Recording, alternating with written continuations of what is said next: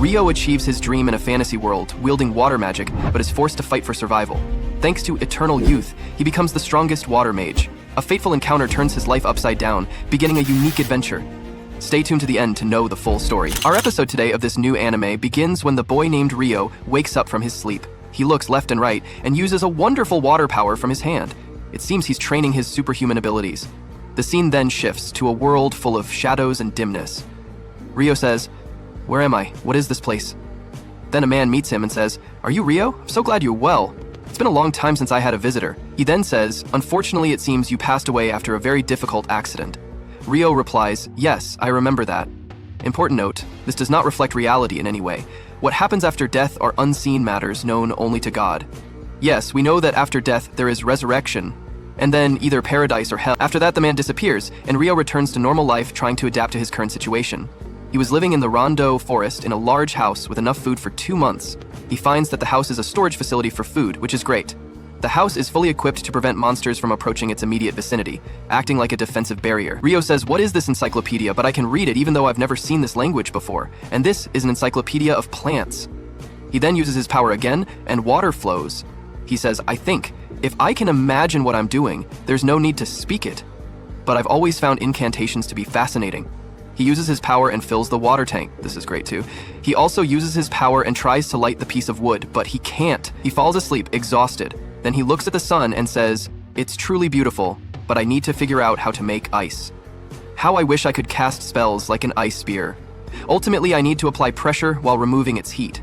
I need to visualize the H2O molecules at the center of the water. If I can link the oxygen atom to the adjacent molecule, the idea will succeed." And indeed it succeeded, all thanks to hydrogen bonds. Now, if I can make it take the shape I want, that would be wonderful. After that, he takes a hot bath and then sleeps. In the morning, he eats dried food and says, "It's best to start training if I want a quiet and safe life." He then performs water training, aiming directly at a tree.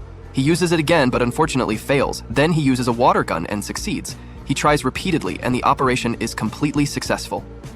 In the morning, he trains, but he does something new and transforms water into ice. After that, Ryo uses his power to launch an ice spear. He discovers that launching it isn't as easy as firing a simple water stream, given the difficulty of its creation and its limited range. He has doubts about its practical applications in battles, but for now, training is the path to mastery. Ryo continues to experiment with his magic until sunset. He feels like he's about to lose consciousness as this magic drains his energy. He returns home to find it dark, as he can't start a fire. Ryo falls asleep and wakes up in the morning, deciding to venture outside the barrier. While exploring, he finds a quartz stone, which he was sure he'd find on the riverbank. Now he can start fires, even after sunset. All he needs to do is collect some disinfectant herbs, and today's adventure will be a success. As he sits to gather the herbs, a wild boar monster suddenly appears. The boar tries to attack him, and Ryo is terrified, but he gathers his strength to use magic. He successfully uses Ice Path followed by Ice Spear, and at that moment, he manages to kill the boar. That night, he returns home to look up small wild boars in his books. He finds them classified under the lowest ranks and realizes that this monster encyclopedia is a beginner's version. However, it mentions that the last 2 pages are a special edition. When he opens the last 2 pages, they talk about dragons, each capable of destroying an entire city with ease. A warning is written. When they see these dragons, they should flee quickly. The next morning, Ryo goes to the garden to pick fruits. As he eats them, he finds them delicious. At that moment, a powerful bird attacks him. Ryo becomes very tense due to the bird's strength. It's a killer hawk, capable of using wind blades, a hidden type of offensive wind magic. Its primary weapon, however, is its charges, while brandishing its sharp talons and beak. The bird indeed tries to strike Ryo, who runs away, but he's certain he won't be able to escape. He decides to confront it. When the bird tries to attack again, Ryo strikes its eye with his spear and the bird flies away to a distant place. Ryo lies on the ground, blaming himself, realizing that a peaceful life is harder than he expected. When night falls, Ryo tries to return home but loses his way because of his fight with the hawk. He continues to wander and finds a man with a horse, but the man has a body and no head, so Ryo ignores him. The next morning, Ryo wanders through the forest and a cobra appears before him. He easily kills it and then goes fishing. Ryo experiments with his magic and strength, and it becomes clear he's very powerful. He shatters a rock, exclaiming, "If I use magic to increase the hardness of ice, it might be able to act as an abrasive material. Perhaps I'm finally mastering the use of magic." He then wonders, the beginner's version of the monster encyclopedia didn't mention anything about the Dullahan.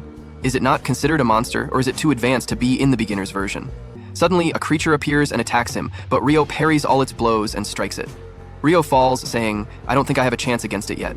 But there's a reason I come here every night. It seems like it's telling me it will train me until I reach the required level. Ryo is then amazed when he sees this man with a water sword. The man gives it to Ryo and then leaves. The next day, the hawk reappears. Ryo says, "Is that the same killer hawk? But its color wasn't so dark before." Ryo uses his power and fights the monster, striking it many times. He then uses Ice Wall and Ice Spear, but the hawk evades and shrugs off everything. Ryo is astonished and says, "Could it be some kind of dispelling magic?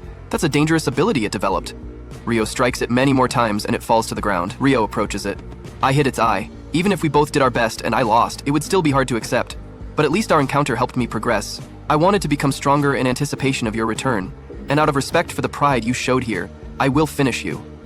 Ryo takes the sword, and the hawk falls dead. Afterward, a dragon appears and speaks to Ryo. "It's been a long time since I used telepathy. I wasn't sure if it still worked. I'd hoped to ask you something. Did you encounter a bird here that evolved from a killer hawk?" Ryo replies, "Yes, I did. Was it one of your followers? If so, I must apologize." The dragon says, "Then you defeated it? Truly amazing work. I can't help but notice you carry a rare weapon at your waist." The dragon sees the sword and is astonished, then says, "That's the Fairy King's sword. If he gave it to you, you must have done something to earn his approval." Ryu says, "But with your permission, I was hoping to ask you some questions as well." The dragon replies, "You must excuse me, but I am being summoned. I enjoyed our conversation." Ryu says, "I appreciate everything you've told me." The dragon bids him farewell, saying, "I hope we meet again." Ryo then muses, "I never expected I'd talk to a dragon. Anything can happen in a fantasy world. It seems I overlooked something." Then, an old man says, "No one has ever possessed a hidden advantage like that girl I first sent to another world. That was 10,000 years ago. In Ryo's case, his hidden advantage is eternal youth." This concludes today's episode of this anime. Look forward to the next episodes. If you enjoyed the video, don't forget to subscribe and activate the bell icon to receive all new updates. Our episode today begins with Ryo, who headed towards the sea craving salty, grilled seafood.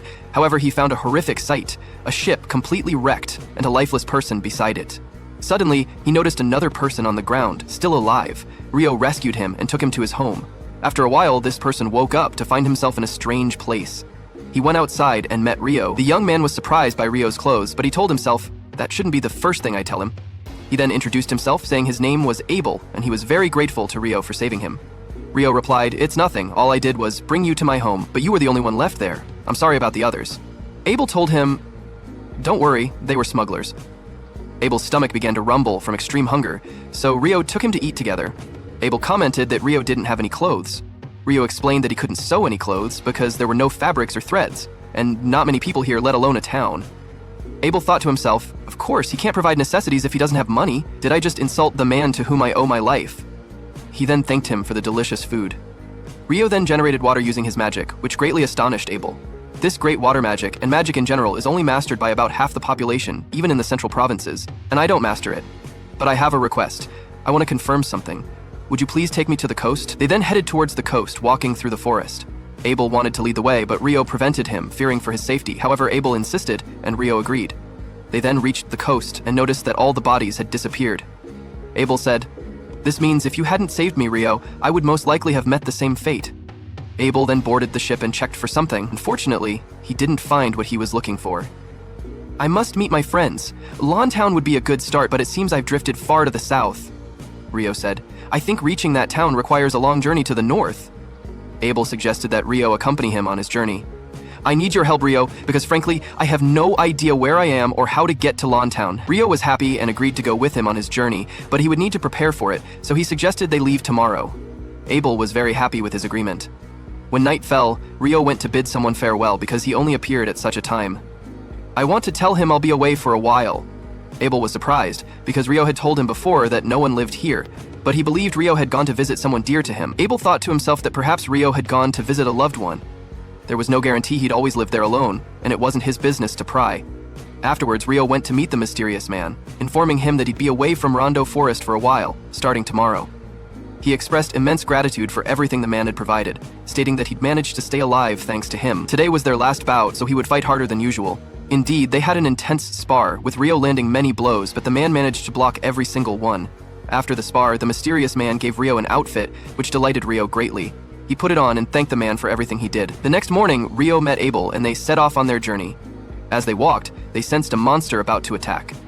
Abel told Ryo to stay back and observe what he did. Abel ran towards the monster and sliced it in half with his sword. Ryo was impressed by his skills. Abel explained that his strength resembled techniques used by swordsmen and others who fight with weapons. They continued on their way and heard a sound coming from the river. They found that it was lizards in the river. Abel told Rio that they were strong opponents in the swamp and that they should take a different route than through the forest. As they moved, Rio felt the lizards were pursuing them, so they had to fight and defend themselves. Rio decided to use his magic in the fight because of their large numbers. Indeed, Rio used one of his spells to kill these lizards. Abel was amazed by this power and asked him about the type of spell and where he learned it. Rio told him that he wasn't sure if it was ice lance or water spell. Abel told him, "You made 4 spears appear at once. Don't spells usually cast a single shot? That's what the wind magician I know says."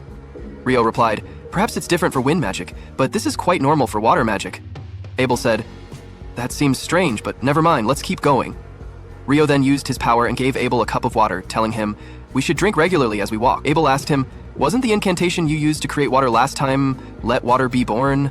Rio didn't answer him, changed the subject, and they left. On their way, Abel gave Rio a piece of money. Rio was astonished, saying, "I've never seen money before."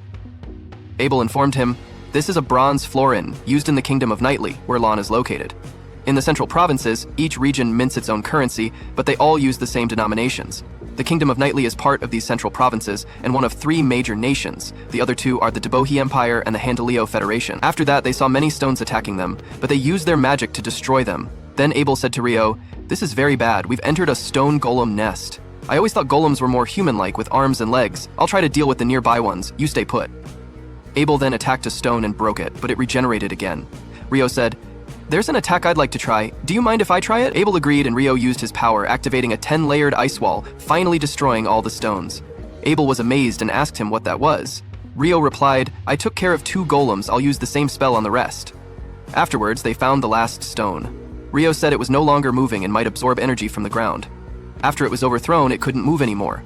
Then Abel told him that this was a magic stone, a large one at that, and its color was clearly shiny. "It seems this thing has defeated any monster it encountered for years," Rio told him. "I think this is our spoils of war. I want to collect them from the rest of the stone golems too." After that, they heard a strange sound.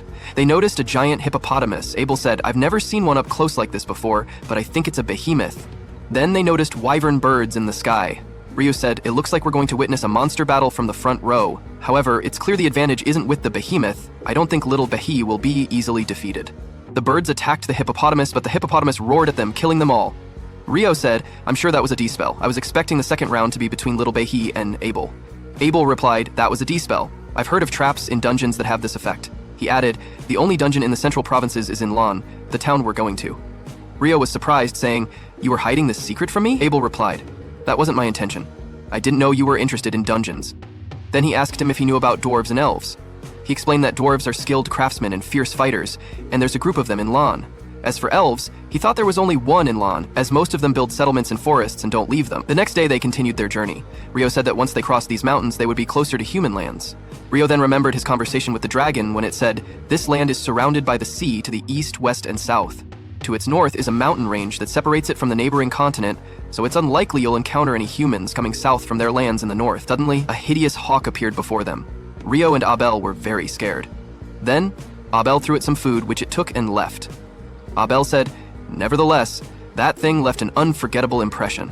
We wouldn't have come out alive if we'd fought it. Humans weren't created to fight monsters.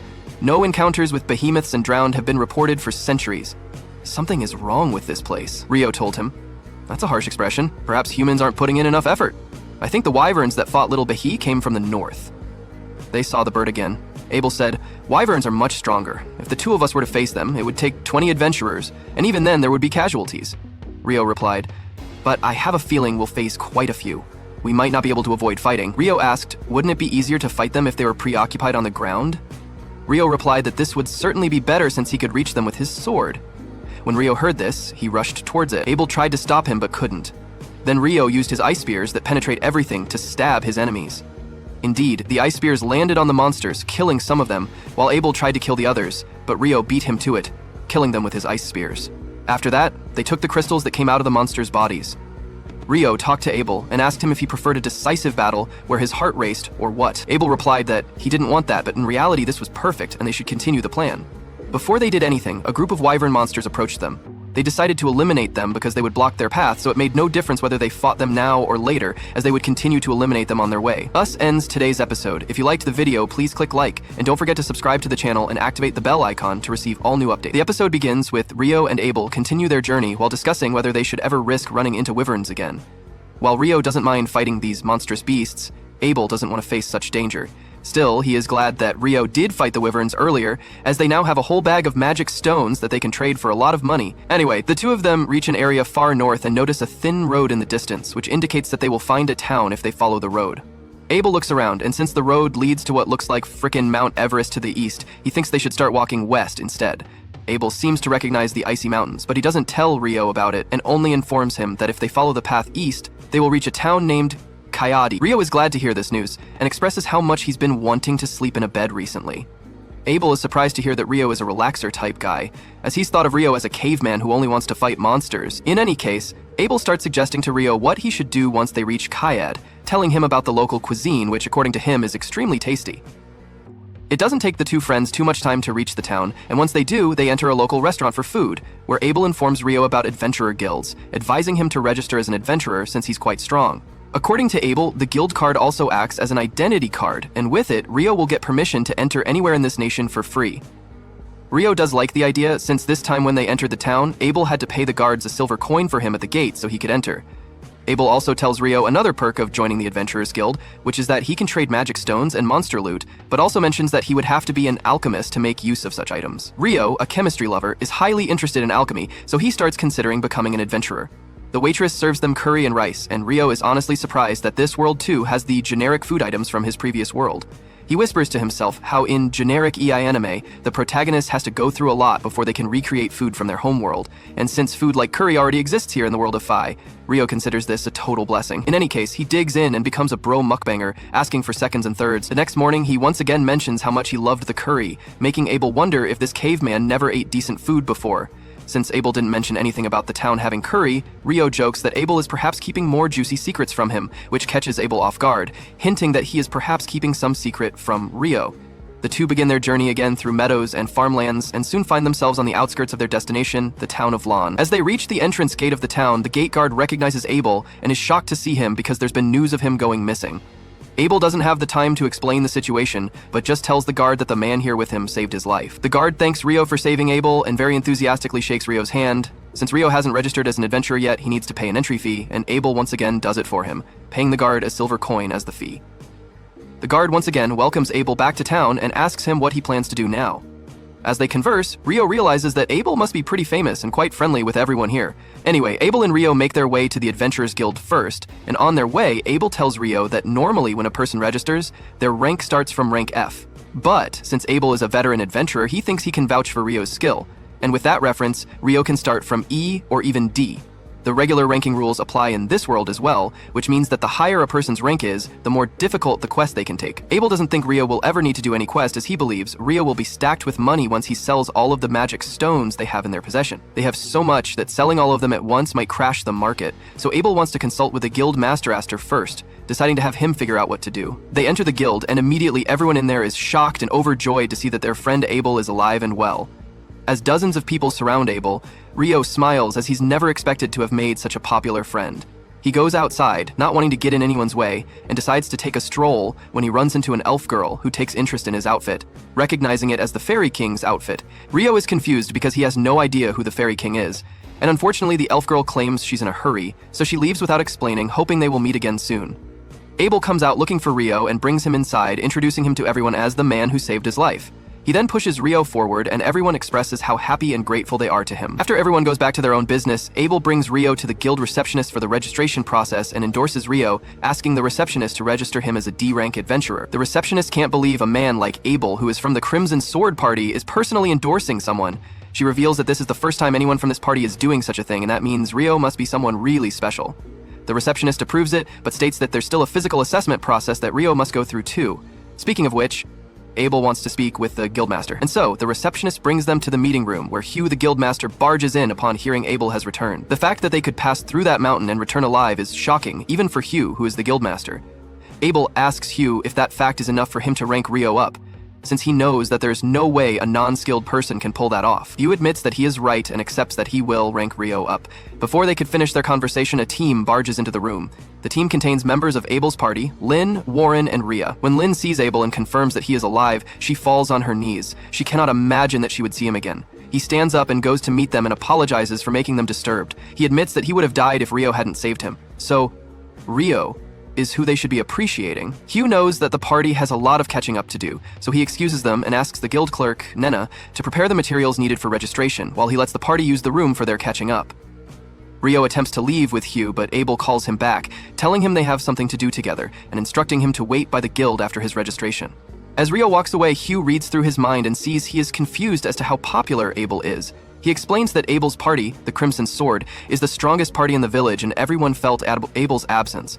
Ryo asks if he will be registering in Dank, and Hugh says yes. He admits that he knows Abel. Abel is strong. However, he also knows that Abel wouldn't successfully conquer those monsters if he didn't have a good support system. So he is very sure that Ryo is very good too, meaning he has no problem with registering him in the Dank.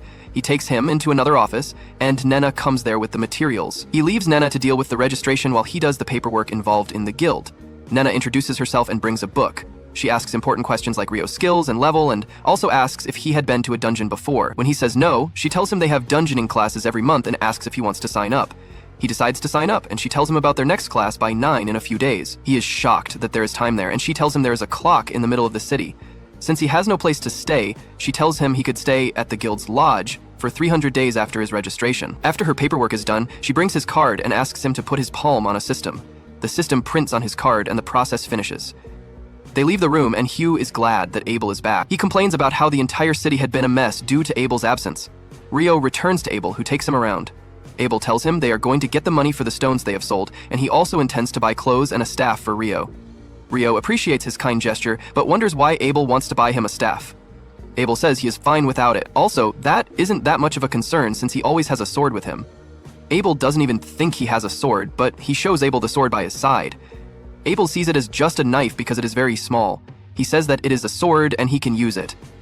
His entire life is a shock to Abel, and he also has things he is confused about. He needs to ask Abel questions. After shopping in a series of questions, he finds out that that world also has 24 hours in a day, 7 days. Make a week, and there are 30 days in a month, just like Earth. With the curry he ate too, he can guess that someone from Earth had reincarnated there and changed the world. Abel comes to meet him, and he appreciates Abel for the things he bought. Abel informs him that there is somewhere else they have to get to, and as the guest of honor, he can't refuse. Abel takes him to his welcome party, and they have fun and drink throughout the night. The following morning, he is tired. He takes a walk to his lodge with Na, who admits that he must have had a swell evening. She talks about how Ra, Abel's supposed brother, didn't leave Ryo's side at all because he was so appreciative of what Ryo had done for them. That wasn't really what stressed Ryo. He is stressed because he drank a lot the night before. They eventually arrive at the lodge and Nena opens the door. The room has 2 people already, and Ne introduces Ryo as their last roommate. The 2 roommates, Niels and Atto, introduce themselves, and No reminds Ryo of his class the next day before taking her leave. After she leaves, Niels talks about how pretty she is. Bado isn't interested in Niels' delusions, so he goes to speak with Ryo instead. They exchange pleasantries and plan that they will be casual throughout their stay. Na knocks again and brings another roommate, Ayan. She looks young and they ask for her age. She reveals she is 16, but her parents just died, so she had decided to earn a living by adventuring. Na asks them to welcome her and tells Ryo to come for the class with her the next day. Meanwhile, Abel tells his party what he had witnessed with Ryo. How Ryo had used magic without a staff. How he used ice to kill wyverns and other things he did. One of the party members, Lin, cannot believe what Abel is saying. She argues with facts that it could never be true because magic uses proximity and distance, but Abel insists that is exactly what he had seen. He even talks about how Ryo had used ice blocks to kill weavers, which Lin thinks is impossible. Another party member, Rhea, comments that there is only one legend that was that strong, and it was the Inferno Magician. They think of all they have heard about the Inferno Magician as just rumors, since no one witnessed it. Another concern is that if Ryo is that strong, then he could turn against them or support the Empire.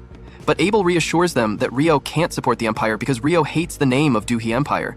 On the other hand, Ryo laughs and jokes with his new roommates as he considers how much his life has changed. Thus ends today's episode. If you liked the video, please click like, and don't forget to subscribe to the channel and activate the bell button to receive all new updates. The episode begins with Ryo and Amin complete their crash course on dungeon exploration for dummies, and their teacher tells them that they are going to enter the first level of a dungeon in the afternoon. Amin is visibly tense about going into a dungeon, but Ryo tells him to chill out because if he gets worked up now, he will be tired by the time they reach the dungeon. The instructor then asks if anyone has any questions, and Ryo asks him if there is a way to instantly travel to the floors they have cleared before. The instructor is impressed by the question because only experienced adventurers know about that. He says that there are some dungeons in the south that have the feature to instantly travel between checkpoints, but there is nothing like that in Lan's dungeon. After that, the instructor leads all the students to the dungeon that is in the middle of the city. He explains that the city was actually built around the dungeon, and every few years, the monster population in the dungeon suddenly increases. And sometimes the monsters reach the surface. He explains that the walls around the dungeon protect the civilians from the monsters, but then assures the newbies that there is no chance of a great monster wave right now. Soon they reach the first floor of the dungeon, which is a safe zone without monsters. The instructor tells everyone that they are free to explore the first floor, but they need to stay close to the entrance. Ryo and Ammon team up, and soon Ryo senses a monster approaching them. He tells Ammon to strike the monster while he holds it in place, and the boy nervously draws his sword.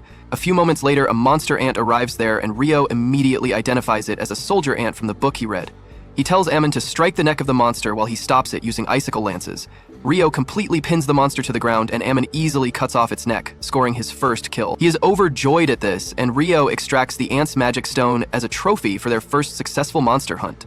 Later, they have dinner with their roommates, who want to celebrate their first dungeon trip, and they are quite impressed that they managed to take down a soldier ant. Amon says that he only dealt the finishing blow, and Ryo did most of the work by holding the ant down. He then says that he wants to go to the dungeon again tomorrow, but he is worried about going alone. Ryo offers to tag along because he also wants to explore the dungeon a bit more, because he is concerned about finding a monster on the first floor, even when the instructor said that there were no monsters there. Ito adds that he has also heard about soldier ants coming to the second and first floor lately, and the boys are confused about the reason. Just then, Abel arrives there and says it is because soldier ants can dig their way up, and the boys freak out on seeing the most famous adventurer in the town up close. Ryo, however, is frank as usual with his friend, and then Abel asks the boys to take care of him because he lacks common sense. Mills suddenly stands up in attention and introduces himself to Abel, saying that he is his idol and he wants to become a famous adventurer like him someday. He requests to shake his hand, and Abel obliges, telling him to work hard but make sure that survival is his first priority. Ryo then asks Abel what he is doing here so late, and he replies that he just got back from his recent mission. Just then, his party arrives there, and the girls are mad that he came here instead of reporting to the guildmaster. He tells them that he was just guiding some beginners who needed help, but the lowly Lin tells Shaq's lost son Warren to take him away. The big guy carries Abel on his back as he screams like a baby, and then Lin starts staring at Ryo with jealous eyes. He gets a bit nervous and asks what she wants, but then the priestess Leia tells her to snap out of it, before apologizing to Ryo for the disturbance. As they go away, Ito and Neil start fanboying after them, but Ryo doesn't understand what they find impressive about that group of buffoons. Meanwhile, Ryo tells Lin that it was not nice of her to stare at Ryo, but she replies that she was just curious because Abel keeps on glazing his magic skills. Ryo admits that she is curious too, but Abel tells them they will soon see Ryo's true skills. The next day, Ryo and Amon go to the dungeon again, and this time they face some monster dogs. While Ryo holds the dogs down using icicle lances, Amon proves to be a decent swordsman as well and takes down a couple of them. As they take a break after that, Ryo remarks that Ammon's sword fighting style reminds him of Abel, and he explains that his teacher was an old dude named Kiro who learned sword fighting from a big school in the capital. Ryo assumes that Abel must have learned from the same school, and he sees potential in Ammon to become quite strong as well. Ammon is impressed by his knowledge of swordplay, even though he is just a mage, and Ryo tells him that he practiced with a mentor, but he developed his own sword style. He then remarks that Ammon's style seems to be very exhausting, but it is also very safe, and he just needs to work on his stamina. He tells Ammon that Abel used to practice his form the first thing in the morning during their travels, and that just shows that even the most talented people need to work hard. Ammon feels motivated on hearing that and decides to work hard to become stronger, and Ryo is pleased by his response. The next day, Ryo visits the library and it is much bigger than his expectations. That's what she said. Anyway, he asks the librarian to show him to the alchemy section, and she shows him where books for beginners are kept. However, there are too many options that overwhelm Ryo, so he decides to take a break outside. Suddenly, the city turns dark as a total solar eclipse occurs, and Ryo stares at it without eye protection like my uncle, who is now blind. Just 1 second later, he realizes something is odd, and all the people around him have vanished. The atmosphere itself feels different, and then suddenly he feels an attack coming from behind. He is fast enough to react in time, blocking the powerful fire blast using a wall of ice. He wonders who the hell attacked him, and then sees a bad demon mommy coming towards him, walking like she just came out of GTA 4. She is quite amused to see a human in her space and decides to have fun defeating him. Ryo realizes that he is facing a demon now, and he is quite sure that she is the strongest being he has ever seen in this world. He wants to run away from her, but he feels that he won't be able to escape this strange space no matter what he tries. So, he decides to fight back. He immediately summons dozens of ice shields right before the demon mommy attacks, blocking her massive firestorm. She abruptly changes her attack, shooting an invisible wind bullet that pierces Ryo's shields, but it gets blocked by his armor. The demon can't process how a human armor can block against her attack, but as she looks closely, she finds that Ryo is wearing the Fairy King's robe. She realizes that he must be an impressive mage to have such gear and power to block her attacks. So, she decides to cut him down using her sword instead of magic. Ryo also draws his ice sword and blocks her attack. He maintains a defensive position as the demon lady keeps pushing him back, but she is much faster than him and he barely dodges a deadly strike to his face. He decides to counterattack by shooting hundreds of icicle lances at her, but the demon swiftly dodges all of them, not noticing that the solar eclipse is ending as she wastes her time playing around. Meanwhile, Ryo realizes that she is using wind magic to boost her speed, and then she jumps at him to deal the finishing blow. Ryo manages to block it without much difficulty, because even though the demon is fast, her strikes are nothing compared to the headless knight who taught him. The demon, on the other hand, is impressed and asks who the hell is he to have the Fairy King's robe as well as his sword. She creates a fireball to attack him, but Ryo cancels it instantly using an icicle lance. This pisses the demon off and she decides to kill him quickly because he can be a danger to her if the fight goes on for longer. She attacks him ruthlessly, but Ryo confidently defends against her strikes. He finds a chance to counterattack, and that makes the demon lose her balance. Ryo was waiting for this moment, and he launches a barrage of icicle lances at her. The demon creates a wall of fire around her, neutralizing all his attacks. But as their intensity increases, she creates rock walls to protect herself. Ryo also changes his attack pattern, using the high-pressure water jets to cut through the wall and injure the demon. She is shocked when his attacks hurt him, but luckily for her, Ryo is just attacking blindly because of all the smoke. He then decides to go in for the kill, but she jumps straight towards him to block his attack. As they clash mid-air, Ryo notices the demon woman's wounds healing super fast. The moment he gets distracted by that, she sends his crashing into a building, but just as she is about to launch a powerful attack to finish him off, she notices water drops falling from the sky. She is surprised by that, but as a water drop touches her face and scalds her because it was even hotter than the boiling temperature, she screams in pain. She immediately covers herself in a rock ball while waiting for the boiling rain to end, and in the meantime, Ryo comes down. Suddenly, the demon woman unleashes powerful flame magic, blowing up everything around her. She walks towards Ryo menacingly, but by then, the eclipse is almost over and her sword disintegrates as sunlight touches it. The demoness says that they won't be able to finish their fight this time, and Ryo tells her to get lost already. She doesn't really mind him acting like a jerk and introduces herself as Leonor, asking Ryo about his name. He tells her his name too, even though he makes it clear that he doesn't want to know anything more about a demon. Leonor is surprised that Ryo knows about demons, and she thinks that she should have done all she could to kill him instead of enjoying their fight. She then tells Ryo that they will fight again in the future, but it is possible that he runs into another demon before that. She tells him not to get killed by anyone else, because she will be much stronger the next time, and finish him off herself. Ryo is shocked to hear that, but then the eclipse ends and everything returns to normal without a trace of the battle that just took place there. Ryo feels really odd now and he decides to buy some books and then get some rest. He first heads to the bank to withdraw some money that he got from selling the Wyvern magic stones and then passes by his dorm room to meet his friends. He notices they are not there. But as he is about to leave the dorm, he finds them being bullied by some other adventurers. Mills and Ito call him a coward for ambushing them when they were injured, but the leader of the bullies, Dan, tells them that they can say the same thing when monsters ambush them in the dungeon and they die. Suddenly, his lackey are knocked out cold because Ryo attacked them from behind. And he tells Dan that he was absolutely right, but he should hear his own advice sometimes.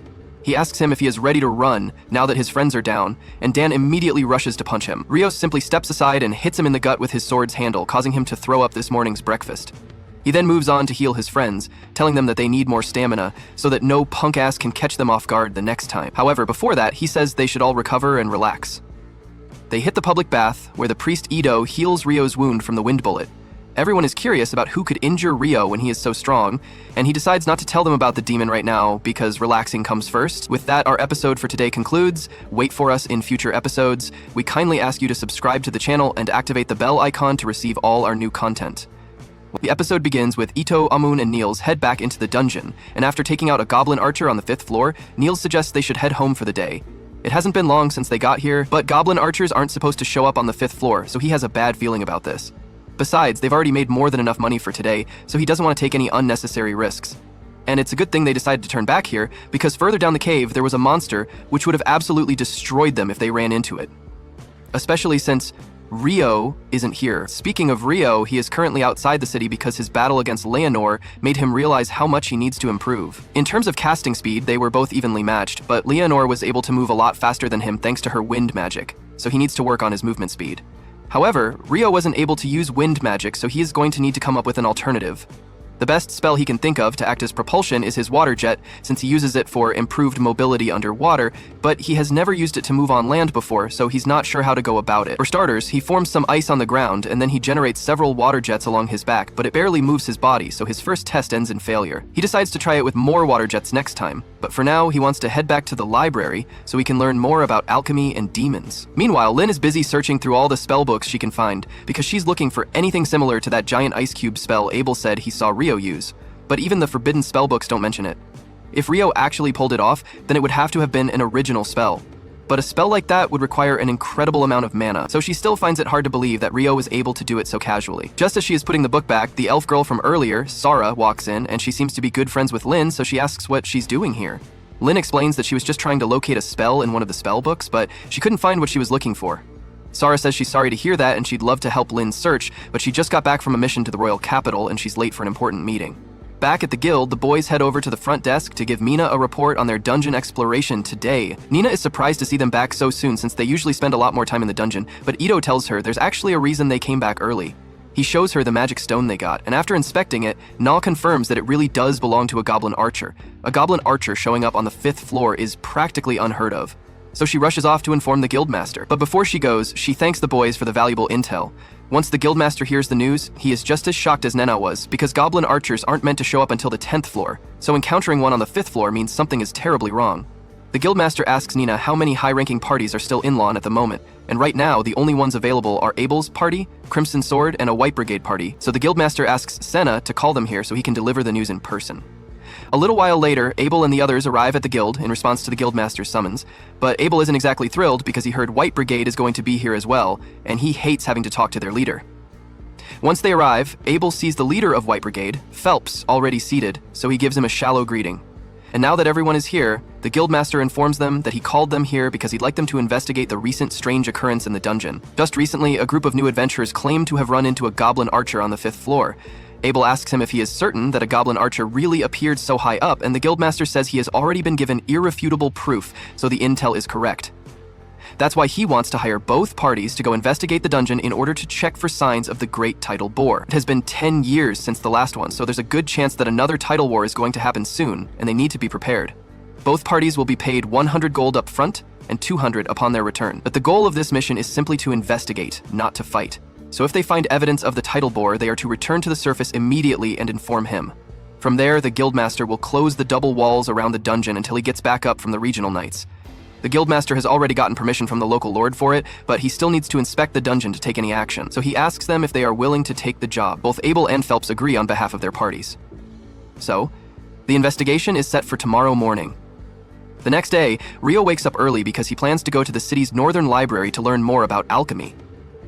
Ito tells him the Northern Library is only accessible to people who are D rank and above, but that won't be a problem for Ryo. Although Amon remembers hearing rumors that the forbidden texts in that library are only accessible to B rank or higher, so Ryo won't be able to get his hands on those.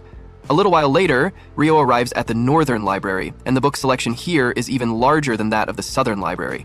This place is so big that he's probably going to need help finding the books he's after. But people would probably look at him weird if he started talking about demons all of a sudden. But just as Ryo is climbing a set of stairs, he happens to run into Sarah, and they are both surprised to see each other here. Meanwhile, over by the dungeon, the members of Crimson Sword and White Brigade have both gathered outside the gates to prepare for the investigation. But just as the guildmaster is about to open it, Abel stops him because he has a bad feeling about this. He asks Lynn to use wind magic to skin the first layer of the dungeon before they go in, and when she does, she finds over 100 monsters posted up right at the entrance, meaning the tidal boar has already begun. The guildmaster declares a state of emergency and issues a request for all available adventurers to head to the dungeon and prepare for battle, because they are going to need all the help they can get. Meanwhile, back at the library, Sarah introduces herself to Ryo, and she is delighted that she actually got to meet him again. She asks Ryo what brings him to the library today, and he is about to tell her he wants to research demons, but he realizes that would sound odd, so instead, he says he wants to learn about alchemy. Sir is intrigued since alchemy is a difficult subject, so Ryo tells her his goal is to build a golem one day, although he's not in much of a rush to do so. Building a golem is quite the feat, and unfortunately, as far as Sarah knows, there aren't any books on golem craft here, but she does know where Ryo can find some books to get started on his alchemy journey. She even offers to show him around, since she knows her way around this library pretty well. Along the way, Sarah asked Rio if he enjoys reading books, and he says he loves them, but he hasn't been around books in ages, so he hasn't had many opportunities to read.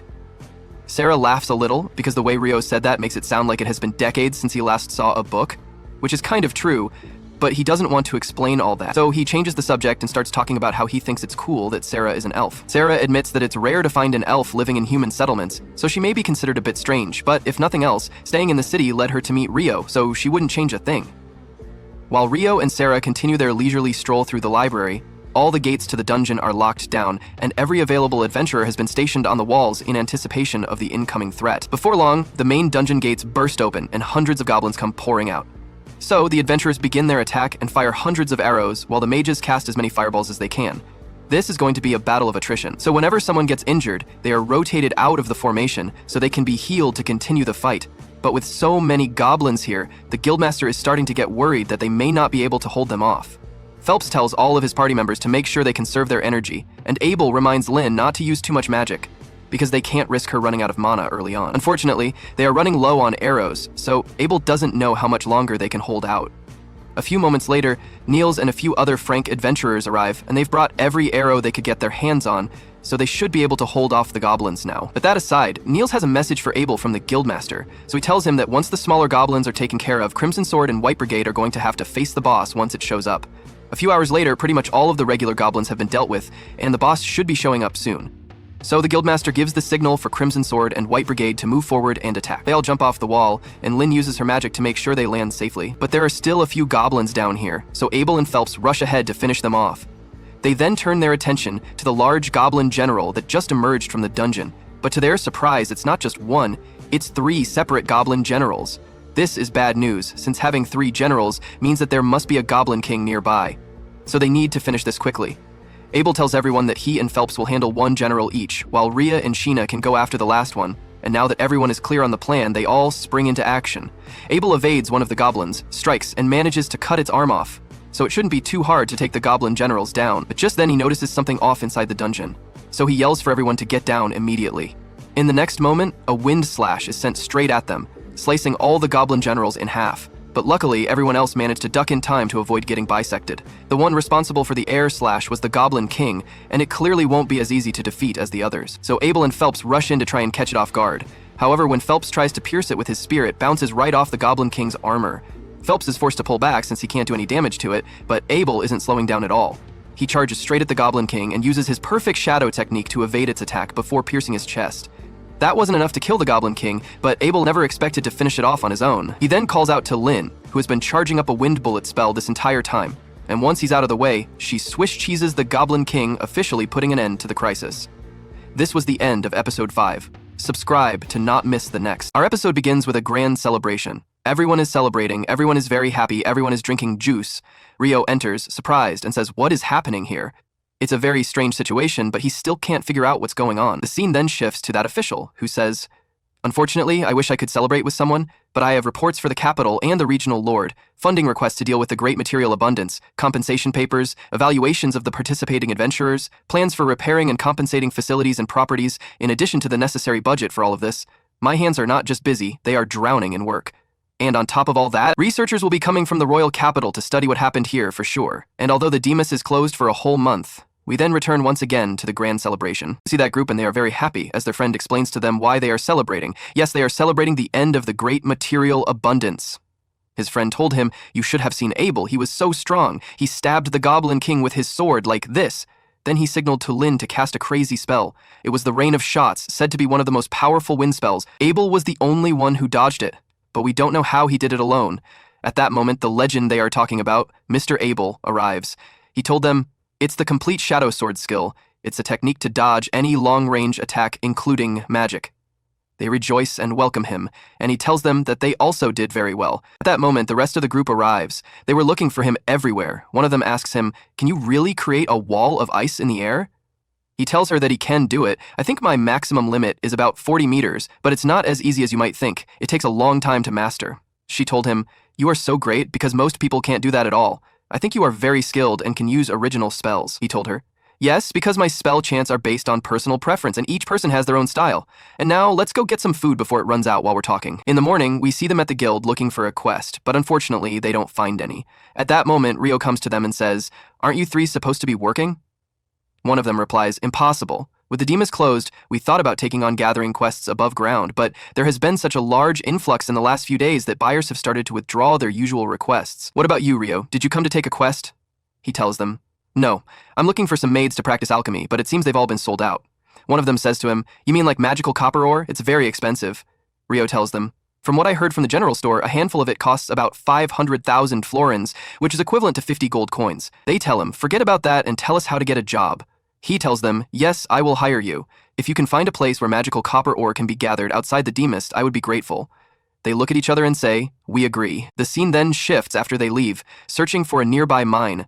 There is an abandoned mine near the village of Rosie, which is a day's walk from here.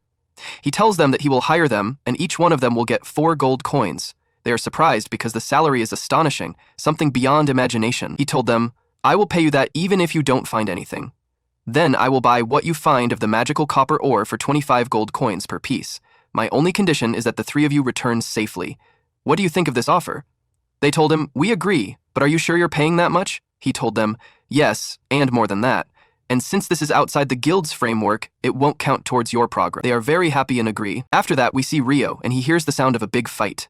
He looks out the window and sees a group of young men holding a woman and wanting to rape her that night, but someone wants to defend her. Then these troublemakers draw their swords, point them in his face, and say, "I won't kill you, but you need to learn some manners. Leave the girl to us. We will rape her and then return her." At that moment, the troublemaker falls to the ground and cannot get up. He asks him, "What did you do to him?" The other tells him that he didn't do anything. The knight tries to get up but falls to the ground several times. He then asks Dan if he used magic or did anything to him. Dan replies that he didn't do anything to him, that he fell on his own. The knight gets up and tries to attack Dan and the girl. At that moment, Philip appears and shouts at them, asking them what they are doing and how they can be knights of this kingdom. He yells at the adventurer and tells him that he will banish him and the guild leader from the guild. Philip silences him and tells him that if he is a knight, he should act like one. He may be just an adventurer, but he is also a nobleman of this kingdom. He is Philip, the heir to the Heinlein family. When the knights hear his name, they are shocked because it is the same as the name of the former captain of the Royal Knights. Philip tells them that Alexis Heinlein is his father. He then orders them to stop tarnishing the name of their kingdom's knights and to leave immediately. All the knights run away. Dan and his friend thank him for what he did for them. Philip asks them to come with him and for Dan to take his friend to her companions so that nothing happens to her. After that, Philip looks at Rio's window, finds him and greets him.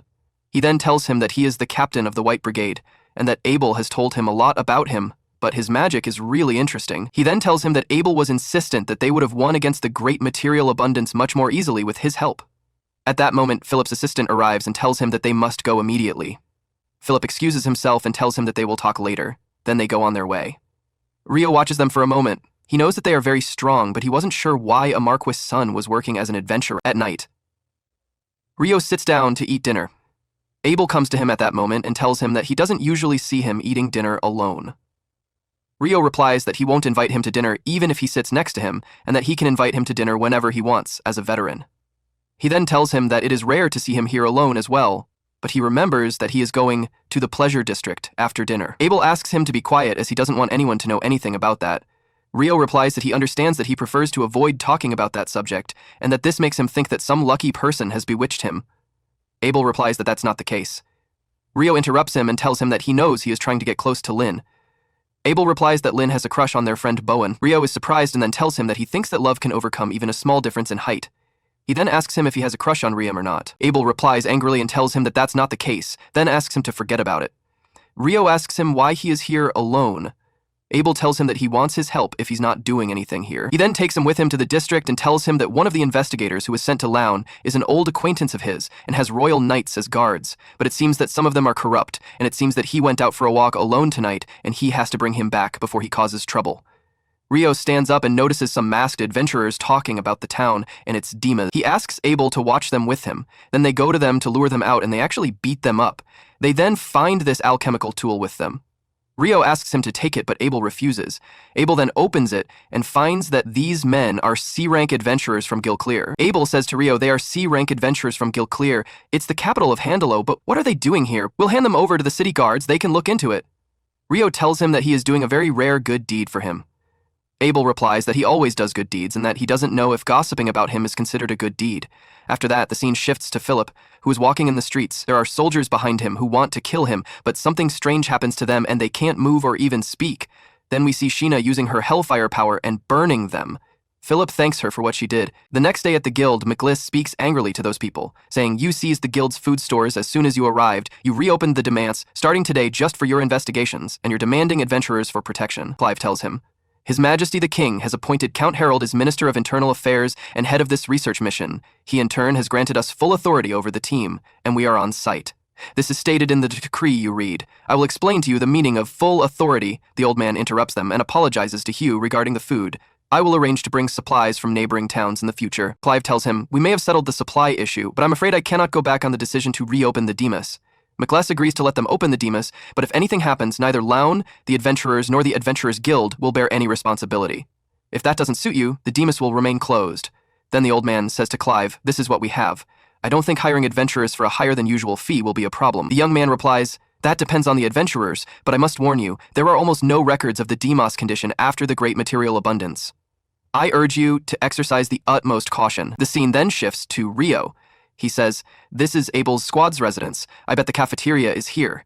Then, this girl comes out, very scared, and asks Rio if he is an adventurer because she wants to go to the Adventurers Guild with a message that she must deliver immediately. Rio agrees to help her.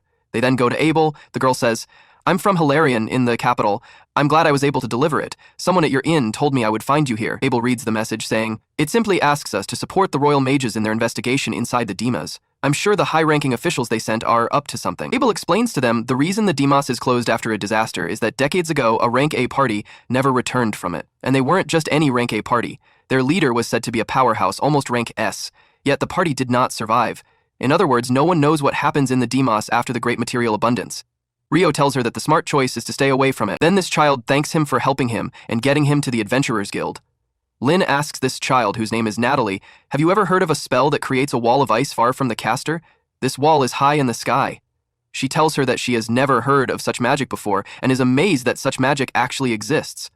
Lynn tells them that Rio, who was here a moment ago, is good at using this. The girl is shocked by this and says that it's impossible. Then Abel explains to them, "None of you should ever fight Rio. I feel that even the four of us together cannot match him. If you ever find yourselves facing him, surrender immediately. From what I know of him, he won't kill you. This is an order from me as the squad leader. And if you need help, Natalie, and you can't find any of us, go to Rio. You'll likely find him in room 10 of the Adventurers Inn or the library." The scene then shifts to the adventurers entering the Demas. We see the old man in charge of the Demas telling them that this is a magical energy residue detector. As the name suggests, it picks up any trace of remaining magical energy in the vicinity, and what it detects will be sent to the analysis team in the tent. Abel stands with him, very obsessed with this amazing magical tool. He says that they will only reach the 3rd level today and will move slowly and carefully. In the evening, we see Rio giving his friends who went to collect the stones he wanted 900,000 florins. They are very surprised that he gave them this large amount. He tells them, "You found 2 pieces of the ore I need, and I'll add the rest to cover your costs." They thank him very much for what he has given them. He tells them that there is a meeting about the situation in the Demas tomorrow, so they all have to attend. After that, to the Demas, we see Abel with his squad. They have spent 3 days and descended 7 levels without finding anything. The old man in charge of the Demas tells them that the surface team is reviewing their readings and has found nothing significant. They then try to go down further and further. The next morning, there's a report on the situation in the Demas at the Adventurers Guild. The guild official says that the rank H and rank W parties will not accompany the investigation teams. As for alternative work, since they are getting food from other cities, those who do that will need protection. The White Brigade will participate, but they need more at any time and would be grateful for all volunteers. Rio asks a question, saying, "I heard that magic stones were obtained from the abundance monsters. I'm curious about their color grade." The guild official tells him that all the magic stones they got from the material abundance were dull. The scene then shifts to Clive and those with him. They are amazed when they find another gate that seems to lead to another world. He asks those with him to prepare the equipment and start the analysis as quickly as possible. Suddenly, as they begin this analysis, they all disappear and the device cannot record any readings. What is the secret of this gate, and what is this other world? This is what we will find out in the next episode, so stay tuned. But we ask you to subscribe to the channel and activate the bell button to receive all that is new. Later, Rio's roommates tell him that there is a monster hunting job in Niels' village, Kadi, but it is for D-ranked adventurers, and they are only E rank. Niels really wants to help them, so he asks Rio to quickly form a party and take the quest. Once Ryo learns that he will have to defeat some skeletons, his eyes light up and he agrees to the mission. Later, they discuss this with Hugh, who reveals that this job was already assigned to a D-ranked party, but they failed to complete it. When Ryo asks how that's possible, Hugh discloses that it was actually the villagers who failed to cooperate with the party and turned against them. Niels is confused because his people weren't like this before. So Hugh allows them to take the job and find out for themselves. He tells Ryo to take care of these fools, and Ryo promises that he'll be vigilant. With that, the party heads out and arrives at the village after hours of traveling. When they reach way before the expected time, they realize that their recent stamina training has paid off. When some locals recognize Niels, Ryo jokes that he expected everyone to just ignore him, but he is less of a loser here than he is in Lan. Later, Mills introduces his friends to a man named Bulan, who is the mayor of the village. Over lunch, Mills asks him why the villagers are troubling adventurers. And Bulan says it's because those adventurers spilled blood in the eastern forest, which is a place they were told to avoid by their ancestors. Niels' mood suddenly shifts, and he tells his friends that he cannot tell them anything before he seeks approval from the council. At night, they stay at Niels' place, where his younger brother Nilo tells them that Niels set his eyes on becoming an adventurer at a very young age. However, when their parents decided to go on vacation with the Attack on Titan cast, he stayed back to raise them. Nilo further tells them that the previous party ignored the villagers' warnings about the eastern forest, but as long as they follow the rules, no one will trouble them. Soon after, Niels returns and tells them he got the council's approval to hunt the goblins and skeletons. He also got permission to share the village secrets with them, but he asks them to keep them to themselves. He first tells them about their sacred guardian beast that lives in the woods, which excites Ryo.